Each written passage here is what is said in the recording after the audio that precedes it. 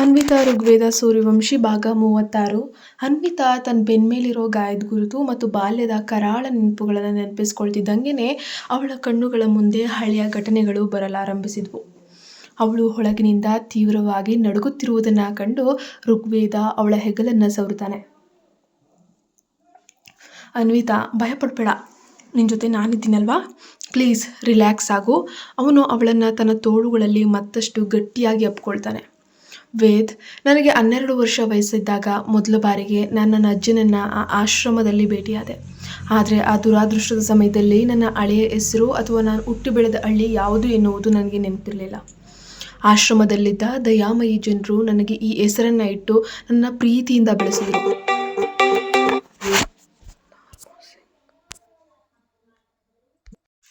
ಅನ್ವಿತಾ ಕಣ್ಣೀರು ತುಂಬಿದ ಕಣ್ಣುಗಳಿಂದ ನಿಧಾನವಾಗಿ ವೇದ್ಗೆ ತನ್ನ ಕರಾಳ ದಿನಗಳನ್ನು ಹೇಳ್ತಾ ಇದ್ಲು. ಋಗ್ವೇದನಿಗೆ ಇವಾಗಷ್ಟೇ ಅರ್ಥವಾಯಿತು, ತಾನು ಈ ಮುಂಚೆ ಅನ್ವಿತಾ ಎಂಬ ಹೆಸರಿನ ಹಳೆಯ ಇತಿಹಾಸವನ್ನು ಹುಡುಕಲು ಪ್ರಯತ್ನಿಸಿದಾಗ ಯಾವುದೇ ಮಾಹಿತಿ ಸಿಗದೇ ಇರಲು ಇದೇ ಕಾರಣ ಅಂತ. ಯಾಕಂದರೆ ಅವಳ ಗುರುತೇ ಬೇರೆ. ಪರವಾಗಿಲ್ಲ ಅನ್ವಿತಾ, ಕಳೆದು ಹೋದ ದಿನಗಳ ಬಗ್ಗೆ ಯೋಚಿಸಿ ಇವಾಗ ಸಂಕಟ ಪಡಬೇಡ, ಶಾಂತವಾಗಿರು. ಅವನು ಪ್ರೀತಿಯಿಂದ ಅವಳ ಬೆನ್ನ ಹಿಂದಿನಿಂದ ತನ್ನ ಬೆಚ್ಚಗಿನ ಕೈಗಳನ್ನು ಸರಿಸುತ್ತಾ ಅವಳ ತಲೆಗೆ ತನ್ನ ತುಟಿಗಳನ್ನು ಹೊತ್ತಿ ಮುತ್ತಿಕ್ತಿದ್ದ. ಆದರೆ ವೇದ್, ನನಗೆ ಕೆಲವೊಮ್ಮೆ ಇಂದಿಗೂ ಕೂಡ ವಿಚಿತ್ರವಾದ ಹಾಗೂ ಭಯಾನಕವಾದ ಕನಸುಗಳು ಬೀಳ್ತವೆ. ಸುತ್ತಲೂ ಕೇವಲ ಬೆಂಕಿ ತುಂಬ ಆವರಿಸಿದಂತೆ, ಯಾರೋ ಬಂದೂಕುಗಳಿಂದ ಶೂಟ್ ಮಾಡ್ತಿರುವಂತೆ ಭಾಸವಾಗ್ತದೆ. ಆದರೆ ನನಗೆ ಅದರಾಚೆಗೂ ಏನೂ ಸ್ಪಷ್ಟವಾಗಿ ನೆನಪಿಲ್ಲ ವೇದ್. ಅವಳು ಆ ಹಳೆಯ ನೆನಪಿನ ತಲ್ಲಣಕ್ಕೆ ಮಾತನಾಡುವಾಗಲೇ ತೀವ್ರವಾಗಿ ನಡುಗ್ತಾ ಇದ್ಲು.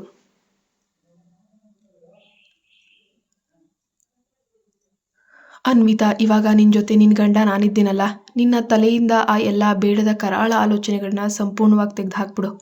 ಅವಳನ್ನು ಮತ್ತಷ್ಟು ತನ್ನ ಹೃದಯಕ್ಕೆ ಹತ್ತಿರಕ್ಕೆ ಎಳೆದುಕೊಂಡು ಅವನು ಅವಳ ನಡುಗ್ತಿದ್ದ ತುಟಿಗಳಿಗೆ ಪ್ರೀತಿಯ ಮುತ್ತಿಟ್ಟನು.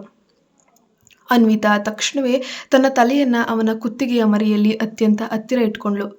ಇವಾಗ ಅವಳು ಬೇರೆ ಯಾವುದನ್ನು ಯೋಚಿಸಲು ಅಥವಾ ಹೇಳಲು ಬಯಸಲಿಲ್ಲ. ಕೇವಲ ವೇದ್ ನೀಡುತ್ತಿರುವ ಅಪಾರವಾದ ಪ್ರೀತಿಯ ಶಾಂತಿಯನ್ನು ಮಾತ್ರ ಅನುಭವಿಸೋಕೆ ಬಯಸಿದ್ಲು. ಅವನ ಎದೆಯ ಮೇಲಿದ್ದ ಅವಳ ಹೃದಯದ ಬಡಿತವನ್ನು ಕೇಳುತ್ತಾ ಅವಳು ನಿರಾಳಳಾದ್ಲು. ಸ್ವಲ್ಪ ಹೊತ್ತಿನ ನಂತರ ಅವರಿಬ್ಬರ ಮೌನದ ನಡುವೆ ಅನ್ವಿತಾಳ ಹೊಟ್ಟೆಯಿಂದ ಒಂದು ಸಣ್ಣ ಹಸುವಿನ ಶಬ್ದ ಬಂತು. ಮಧ್ಯಾಹ್ನದಿಂದ ಏನು ತಿನ್ನದ ಕಾರಣ ಅವಳಿಗೆ ತೀವ್ರವಾದ ಹಸಿವಾಗಿದೆ ಅಂತ ಅವಳಿಗೂ ಅರಿವಾಯಿತು. ಋಗ್ವೇದ ಅವಳ ಮುಖ ನೋಡಿ ತುಂಟತನದಿಂದ ನಗ್ತಾನೆ. ಏನು ಶ್ರೀಮತಿ ಅನ್ವಿತಾ ಅವರೇ, ನೀನು ಇವಾಗ ಸಂಪೂರ್ಣವಾಗಿ ಫ್ರೆಶ್ ಆಗಿದ್ದೀರಿ ಅಲ್ವೇ? ಋಗ್ವೇದ ಕಣ್ಣು ಮಿಟುಕಿಸಿ ಕಾಲೆಳಿತಾನೆ. ಹಾಂ ಹೌದು. ಅವಳು ನಾಚಿಕೆಯಿಂದ ತನ್ನ ಕುತ್ತಿಗೆಯನ್ನು ಮೆಲ್ಲನೆ ಉಚ್ಕೊಂಡ್ಳು. ನೋಡನ್ವಿತಾ, ನೀನು ಇವಾಗಲೂ ಹೀಗೆ ನಾಚಿಕೊಳ್ತಾ ಮುದ್ದಾಗಿ ಕಣ್ಣು ತಿರುಗಿಸ್ತಾ ಇದ್ರೆ ನಾನು ಖಂಡಿತ ನಿನ್ನನ್ನು ಇಲ್ಲಿಂದ ಎದ್ದೇಳಲು ಬಿಡೋದೇ ಇಲ್ಲ, ನೆನ್ಪಿಟ್ಕೊ ಅಂತ ಋಗ್ವೇದ ತನ್ನ ವಿಶಾಲವಾದ ಎದೆಯನ್ನು ಅವಳ ಮೃದುವಾದ ದೇಹಕ್ಕೆ ಲಘುವಾಗಿ ಒತ್ಕೊಳ್ತಾನೆ.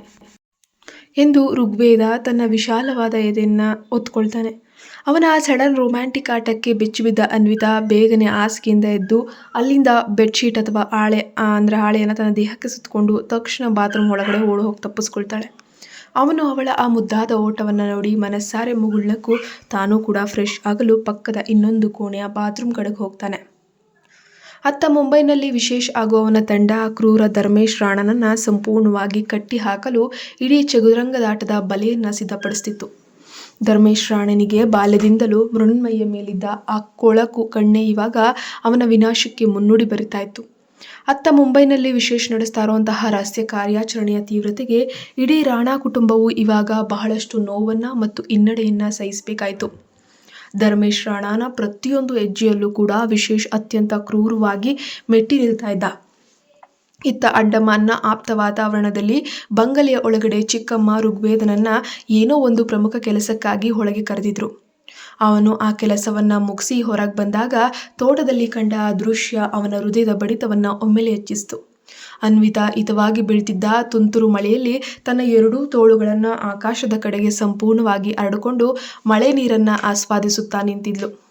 ಅವಳು ಧರಿಸಿದ್ದ ಮೊಣಕಾಲಿನ ಉದ್ದದ ಆ ಸುಂದರವಾದ 1 ಪೀಸ್ ಉಡುಪು ಮಳೆಯಲ್ಲಿ ಪೂರ್ತಿಯಾಗಿ ಒದ್ದೆಯಾಗಿದ್ದರಿಂದ ಅವಳ ಇಡೀ ಸೂಕ್ಷ್ಮ ದೇಹಕ್ಕೆ ಸಂಪೂರ್ಣವಾಗಿ ಅಂಟಿಕೊಂಡಿತ್ತು.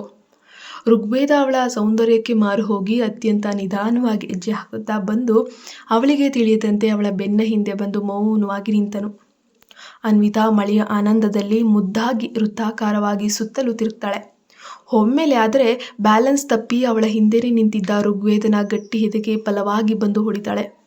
ಅವಳು ಬೀಳದಂತೆ ಅವನು ತಕ್ಷಣವೇ ಅವಳ ನವಿಲಾದ ಸೊಂಟದ ಮೇಲೆ ತನ್ನ 2 ಬಲವಾದ ಕೈಗಳನ್ನು ಇಟ್ಟು ಅವಳನ್ನು ಅತ್ಯಂತ ಬಿಗಿಯಾಗಿ ತನ್ನ ಕಡೆಗೆ ಹಿಡಿದುಕೊಂಡ.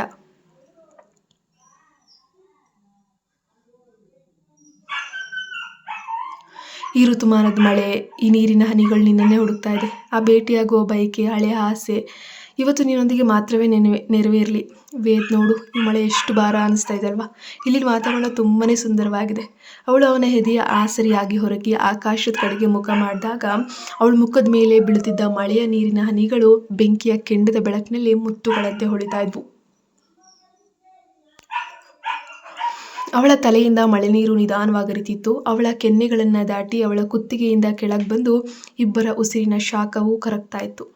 ಆ ತಂಪಾದ ವಾತಾವರಣದ ಸ್ಪರ್ಶದಲ್ಲಿ ಅವಳ ಸುಂದರವಾದ ಕೊರಳಪಟ್ಟಿ ಅತ್ಯಂತ ಸ್ಪಷ್ಟವಾಗಿ ಗೋಚರಿಸುತ್ತಿತ್ತು.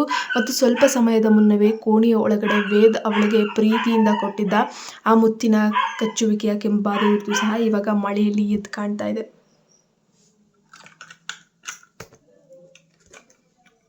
ನಿಜಕ್ಕೂ ಇವತ್ತು ಎಲ್ಲವೂ ತುಂಬಾ ಸುಂದರವಾಗಿದೆ ಅನ್ವಿತಾ. ಅವನ ಗಂಭೀರ ಪ್ರೀತಿಯ ಧ್ವನಿ ತೀರಾ ಹತ್ತಿರದಿಂದ ಕೇಳಿಸ್ತಾ ಇದೆ. ಅವಳು ಆ ತಂಪಾದ ಗಾಳಿ ಮತ್ತು ಅವನ ಉಸಿರಿನ ಬಿಸಿಗೆ ಒಮ್ಮೆಲೆ ಮಳೆಯಲ್ಲಿ ಮತ್ತಷ್ಟು ನಡುಗಿದ್ಲು. ನಾನು ಎಂದಾದರೂ ಕೂಡ ಒಂದು ವೇಳೆ ನಿನ್ನಿಂದ ದೂರವಾದರೆ ನಿನ್ನ ಉಸಿರನ್ನು ದಾಟಿಯೇ ಹೋಗ್ತೇನೆ. ಅದರಿಂದ ನನ್ನ ತಲ್ಲಣಿಸ್ತಿರುವ ಹೃದಯಕ್ಕೆ ಸ್ವಲ್ಪ ಸಮಾಧಾನ ತಂದುಕೊಂಡು ನನ್ನ ನಿರಾಶ್ರಿತ ನಾನು ಇವತ್ತು ಸಂಪೂರ್ಣವಾಗಿ ನಿನ್ನಲ್ಲಿಯೇ ಆಶ್ರಯ ಪಡಬೇಕಂತ ಬಯಸ್ತೀನಿ. ದಯವಿಟ್ಟು ನನಗೆ ಅವಕಾಶ ನೀಡಿ. ನಾವಿಬ್ಬರ ಮನಸ್ಸು ಒಂದಾದ ಮೇಲೆ ನಮ್ಮ ನಡುವೆ ಇನ್ಯಾವ ಅಂತರವೂ ಇಲ್ಲ. ಹಾಗಾದರೆ ನಮ್ಮ ನಡುವೆ ಇನ್ನೂ ಜಗತ್ತಿನ ಅಂತರ ಯಾಕಿದೆ ಎಂದು ನೀನೇ ಹೇಳು ಅನ್ವಿತಾ. ಋಗ್ವೇದ ಇನ್ನೂ ತನ್ನ ಭಾವನೆಗಳನ್ನು ಹತ್ತಿಕ್ಕಲಾಗದೆ ಮೆಲ್ಲನೆ ಬಾಗಿ ಮತ್ತೆ ಅವಳ ಒದ್ದೆಯಾದ ಕುತ್ತಿಗೆಯ ನಯವಾದ ಚರ್ಮಕ್ಕೆ ತನ್ನ ಬೆಚ್ಚಗಿನ ತುಟಿಗಳನ್ನು ಗಟ್ಟಿಯಾಗಿ ಹೊತ್ತಿ ಅವಳನ್ನು ಮತ್ತಷ್ಟು ತನ್ನ ಎದೆಗೆ ಹತ್ತಿರಕ್ಕೆ ಎಳೆದುಕೊಳ್ತಾನೆ. ಅನ್ವಿತಾಳ ಕೈಗಳು ತಾನಾಗಿ ಅವನ ಒದ್ದೆಯಾಗಿದ್ದ ಬೆನ್ನಿನ ಮೇಲೆ ಆಪ್ತವಾಗೋದ್ವು. ಅವನ ಮೈಮೇಲಿದ್ದ ಅಂಗಿ ಇವಾಗ ಅವಳ ಬೆರಳುಗಳ ಮುಷ್ಟಿಯಲ್ಲಿ ಅತ್ಯಂತ ಬಿಗಿಯಾಗಿ ಸಿಕ್ಕಾಕೊಂಡಿತ್ತು. ವೇದ್ ಅವನು ಪ್ರೀತಿಯ ತೀವ್ರತೆಯಿಂದ ಅಲ್ಲು ಕಡಿಯುತ್ತಿದ್ದಂತೆ ಅವನ ತುಟಿಗಳಿಂದ ಮಧುರವಾದ ನರಳಾಟ ಒಮ್ಮೆಲೆ ಹೊರಬಿತ್ತು. ಅವನು ತಕ್ಷಣ ಅವಳ ಮುಖವನ್ನು ಮೆಲ್ಲನೆ ತಲೆ ಎತ್ತಿ ಸವರಿ ಅವಳ ಒದ್ದೆಯಾಗಿದ್ದ ಕೆಂಪಾದ ತುಟಿಗಳನ್ನು ತನ್ನ ತೋಳುಗಳ ಬಂಧನದಲ್ಲಿ ಸಂಪೂರ್ಣವಾಗಿ ತೆಗೆದುಕೊಳ್ತಾನೆ. ಬಹಳ ಹೊತ್ತಿನವರೆಗೆ ಹೊರಗೆ ಭಾರೀ ಮಳೆ ಸುರಿತಾ ಇದ್ರೂ ಕೂಡ ಅದ್ಯಾವುದನ್ನು ಲೆಕ್ಕಿಸದೆ ಇಬ್ಬರು ಮಳೆಯಲ್ಲಿಯೇ ನಿಂತು ಅವಳ ಒದ್ದೆಯಾದ ಮಧುರವಾದ ಒಂದು ರುಚಿಯನ್ನು ಸವಿಯುತ್ತಾ ಪ್ರೀತಿಯಲ್ಲಿ ತೀರ್ತಾ ಇದ್ರು. ಸ್ವಲ್ಪ ಹೊತ್ತಿನ ನಂತರ ಅವನು ಮೆಲ್ಲನೆ ಪಕ್ಕಕ್ಕೆ ಸರಿದು ಅವಳ ಮುಖದ ಮೇಲೆ ಉದುರುತ್ತಿದ್ದಂತಹ ಒದ್ದೆಯಾದ ಕೂದಲಿನ ಎಳೆಗಳನ್ನು ತನ್ನ ಬೆರಳುಗಳಿಂದ ಅತ್ಯಂತ ಮೃದುವಾಗಿ ಬಾಚಿಕೊಳ್ತಾ ಇದ್ದ. ತೀವ್ರವಾದ ನಾಚಿಕೆ ಮತ್ತು ಪ್ರೀತಿಯಿಂದ ಒಮ್ಮೆಲೆ ಕೆಂಪಾಗಿದ್ದ ಅವಳ ಮುದ್ದಾದ ಕೆನ್ನೆಗಳನ್ನು ನೋಡುತ್ತಾ ಅವನು ಅವಳ ಕೆನ್ನೆಯ ಮೇಲೆ ತನ್ನ ಹೆಬ್ಬೆರಳುಗಳನ್ನು ಅತ್ಯಂತ ಆಪ್ತವಾಗಿ ಉಜ್ತಾ ಇದ್ದ.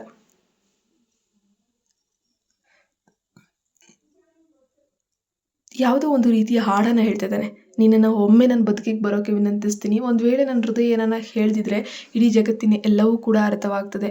ಅವನು ಇಷ್ಟಕ್ಕೆ ಬಿಡದೆ ಅವಳನ್ನು ಇಂದಿನಿಂದ ಅತ್ಯಂತ ಗಟ್ಟಿಯಾಗಿ ಅಪ್ಕೊಂಡು ತನ್ನ ತೋಳುಗಳಲ್ಲಿ ಅವಳನ್ನು ಸುತ್ತುತ್ತಾ ಇದ್ದಾನೆ.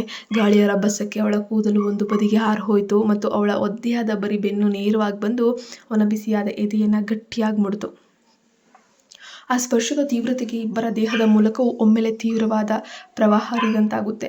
ಅವನು ತನ್ನ 2 ಕೈಗಳನ್ನು ಅವಳ ತೋಳಿನ ಕೆಳಗಿನಿಂದ ಸೊಂಟಕ್ಕೆ ಹಾಕಿ ಅವಳನ್ನು ಒಮ್ಮೆಲೆ ಗಾಳಿಯಲ್ಲಿ ಮೇಲೆ ಕೆತ್ತಾನೆ. ಅವರಿಬ್ಬರು ಬಹಳ ಹೊತ್ತು ಹಾಗೆಯೇ ಮಳೆಯಲ್ಲಿ ನಿಂತು ಎಂಜಾಯ್ ಮಾಡ್ತಾ ತಮ್ಮ ಮೇಲೆ ಬೀಳ್ತಾ ಇರುವಂಥ ಮಳೆ ನೀರನ್ನು ಪೂರ್ತಿಯಾಗಿ ನೆನಪಿಸ್ಕೊಂಡು ಚಳಿಯ ತೀವ್ರತೆಗೆ ಆ ಮುದ್ದಾದ ಜೀವ ಒಳಗೆ ಕಿರಿಚೋಕೆ ನಡುಗೋಕೆ ಪ್ರಾರಂಭಿಸಿದಾಗ ಋಗ್ವೇದ ಇನ್ನು ತಡ ಮಾಡದೆ ಅವಳನ್ನು ತನ್ನ 2 ಕೈಗಳಲ್ಲಿ ಅತ್ಯಂತ ಜಾಗರೂಕತೆಯಿಂದ ಎತ್ಕೊಂಡು ನೇರವಾಗಿ ಮನೆಯೊಳಗೆ ಕರೆತರ್ತಾನೆ.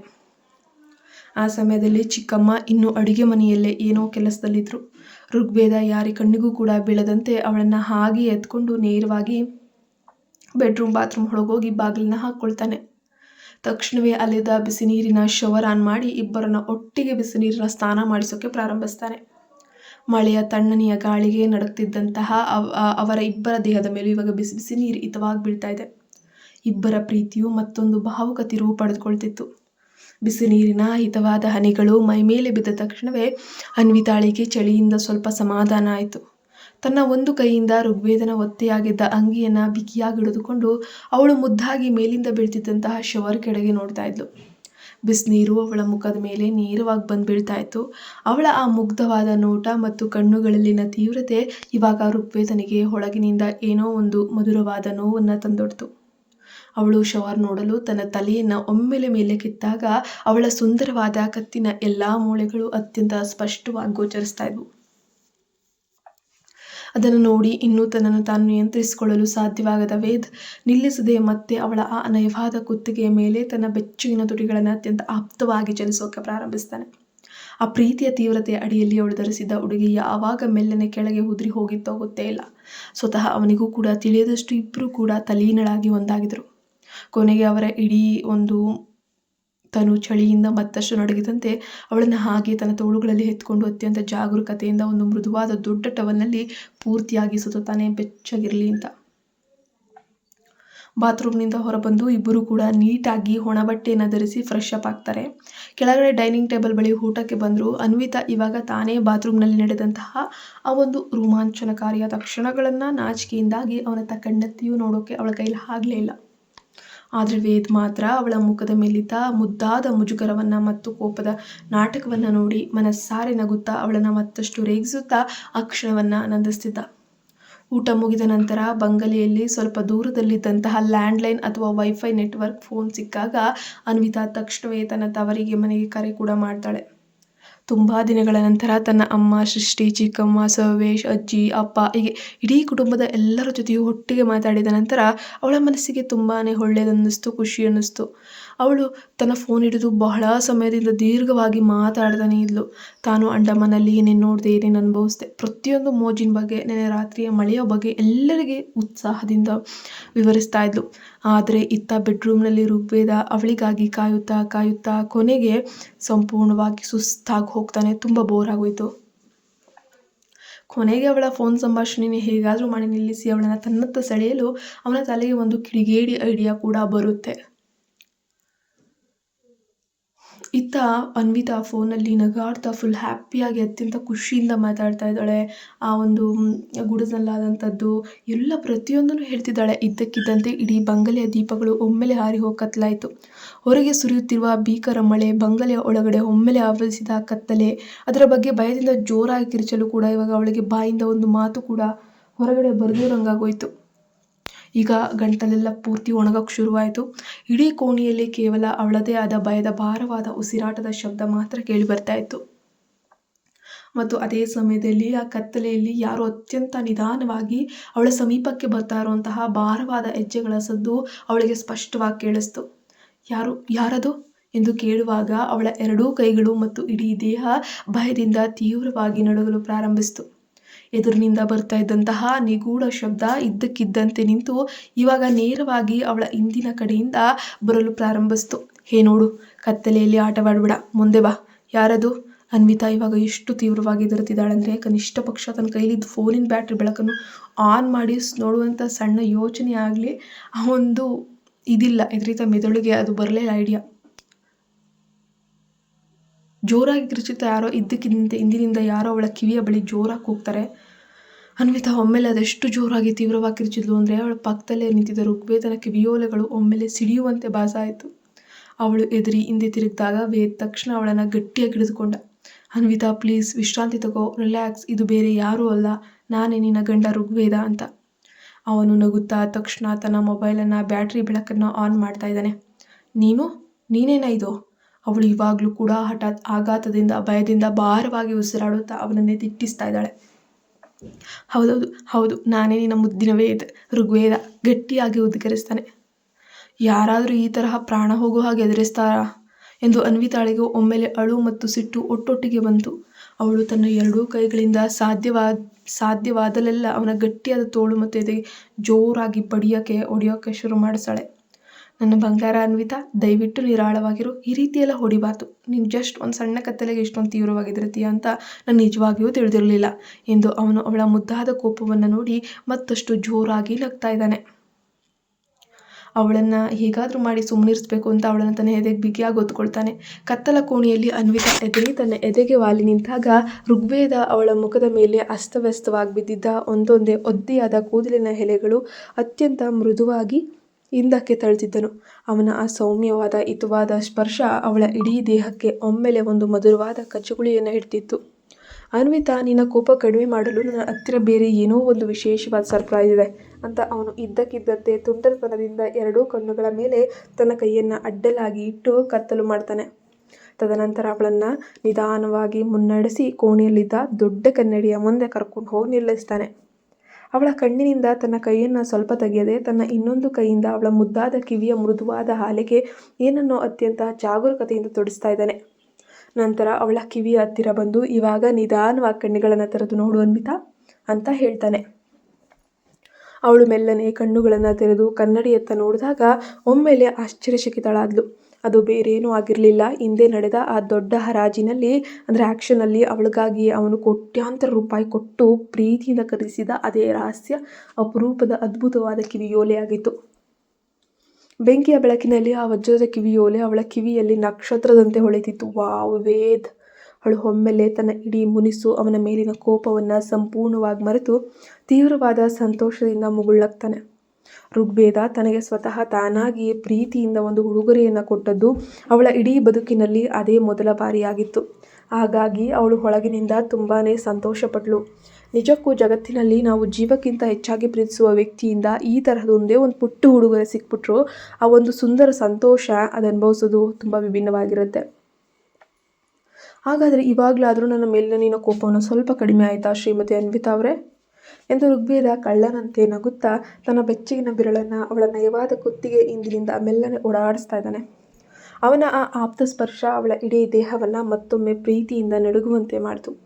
ಇಲ್ಲವೇ ಇಲ್ಲ, ಇನ್ನೂ ಕಡಿಮೆ ಆಗಿಲ್ಲ ಎಂದು ಅವಳು ನಾಚಿಕೆಯಿಂದ ಅವನನ್ನು ಪಕ್ಕಕ್ಕೆ ಜೋರಾಗಿ ತಳ್ಳಿ ರೂಮ್ನಿಂದ ಹೊರಗಿದ್ದ ಗ್ಯಾಲರಿಯೊಳಗೆ ಹೋಗ್ತಾಳೆ. ಅನ್ವಿತಾ ನಿಲ್ಲು! ಅವನು ಅವಳನ್ನು ಹಿಡಿಯಲು ಬರುವಷ್ಟರಲ್ಲೇ ಅವಳು ಗ್ಯಾಲರಿಯ ಬಾಗಿಲನ್ನು ಒಂದು ಒಳಗಿನಿಂದ ಸಂಪೂರ್ಣವಾಗಿ ಮುಚ್ತಾಳೆ. ಹಾಗೆ ಲಾಕ್ ಕೂಡ ಮಾಡ್ಕೊಂಡ್ಬಿಟ್ಲು. ಅನ್ವಿತಾ, ಬಾಗಿಲು ತೆರಿ ಪ್ಲೀಸ್, ಇದು ಸರಿಯಲ್ಲ, ಈ ರೀತಿ ಗಂಡನನ್ನು ಆಟ ಆಡಿಸ್ಬಾರ್ದು. ಋಗ್ವೇದ ಬಂದು ಬಾಗಿಲನ್ನು ಜೋರಾಗಿ ತಟ್ಟಿದ್ದ ಧ್ವನಿ ಇಡೀ ಕೋಣೆಯಲ್ಲೇ ರಿಂಗಣಿಸ್ತಾ ಇತ್ತು. ಆದರೆ ಬಾಗಿಲಿನ ಇನ್ನೊಂದು ಬದಿಯಲ್ಲಿ ನಿಂತಿದ್ದ ಅನ್ವಿತಾ ತನ್ನ ಕೈಯನ್ನು ಬಾಗಿಲಿನ ಹ್ಯಾಂಡಲ್ ಮೇಲೆ ಬಿಗಿಯಾಗಿ ಹಿಡಿದುಕೊಂಡ. ಅವನ ಹಠವನ್ನು ನೋಡಿ ಒಳಗೊಳಗೆ ತುಂಬ ಖುಷಿಯಿಂದ ನಗ್ತಾ ಇದ್ಲು.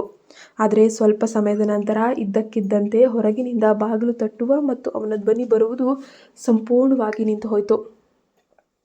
ಅನ್ವಿತಾ ಒಮ್ಮೆಲೆ ಆಶ್ಚರ್ಯಪಟ್ಟು ಒಳಗಿನಿಂದ ಏನಾದರೂ ಕೇಳಿಸಬಹುದೇ ಎಂದು ನೋಡಲು ತನ್ನ ಕಿವಿಯನ್ನು ಬಾಗಿಲಿಗೆ ಹತ್ತಿರ ಇಟ್ಟು ಆಲಿಸ್ತಿದ್ದಾಳೆ. ಆದರೆ ಅಲ್ಲಿ ಸಂಪೂರ್ಣವಾದ ನಿಶಬ್ದ ಮತ್ತು ಮೌನ ಆವರಿಸಿತು. ಅವಳು ನಿಧಾನವಾಗಿ ಬಾಗಿಲನ್ನು ತೆರೆದು ಹೊರಗೆ ಇಣುಕಿ ಹಾರ್ತಾಳೆ. ಆದರೆ ಗ್ಯಾಲರಿಯಲ್ಲಿಯೂ ತುಂಬಾ ಕತ್ತಲೆಯಾಗಿತ್ತು. ತೋಟದ ಆ ಒಂಟಿ ಕತ್ತಲೆಯ ವಾತಾವರಣವನ್ನು ನೋಡಿ ಈಗ ಅವಳಿಗೆ ಒಳಗಿನಿಂದ ನಿಜವಾಗಿಯೂ ಭಯವಾಗಲು ಪ್ರಾರಂಭಿಸುತ್ತೆ. ವೇದ್, ಎಲ್ಲಿದೆಯಾ ವೇದ್? ಹೌದು, ಪ್ಲೀಸ್ ಮಾತಾಡು ಅಂತ ಅವಳು ಆತಂಕದಿಂದ ಕರೆದ್ಲು. ಆದರೆ ಒಳಗಿನಿಂದ ಯಾವುದೇ ರೀತಿಯ ಪ್ರತಿಕ್ರಿಯೆ ಅನ್ನೋದು ಬರಲೇ ಇಲ್ಲ. ಅವಳು ತೀವ್ರವಾಗಿ ಭಯದಿಂದ ಬಾಗಿಲನ್ನು ಪೂರ್ತಿಯಾಗಿ ತೆರೆದು ಮತ್ತೆ ಕೋಣೆಯೊಳಗೆ ಓಡಿ ಹೋಗ್ತಾಳೆ. ಅವಳು ಕೋಣೆಗೆ ಕಾಲಿಟ್ಟ ತಕ್ಷಣವೇ ಅಲ್ಲಿ ಅಡಗಿ ಕುಳಿತಿರುವಂತಹ ಋಗ್ವೇದ ಒಮ್ಮೆಲೆ ಅವಳ ಕೈಯನ್ನು ಹಿಡಿದು ಬಲವಾಗಿ ಎದೆಯ ಕಡೆಗೆ ಬಿಗಿಯಾಗಿ ಎಳ್ಕೊಳ್ಳಿ. ಮತ್ತೆ ಮುಂದುವರಿಯುತ್ತೆ. ನೀವು ಇನ್ನೂ ನಮ್ಮ ಚಾನಲ್ಗೆ ಸಬ್ಸ್ಕ್ರೈಬ್ ಆಗಿಲ್ಲ ಅಂದರೆ ಈ ಕೂಡಲೇ ಸಬ್ಸ್ಕ್ರೈಬ್ ಆಗಿ ಪಕ್ಕದಲ್ಲಿ ಬೆಲ್ ಐಕನ್ನ ಪ್ರೆಸ್ ಮಾಡಿ ನೋಟಿಫಿಕೇಶನ್ನ ಆನ್ ಮಾಡಿಟ್ಕೊಳ್ಳೋದನ್ನು ಮರಿಬೇಡಿ. Thank you so much. ಮುಂದಿನ ಭಾಗದಲ್ಲಿ ಭೇಟಿ ಆಗೋಣ.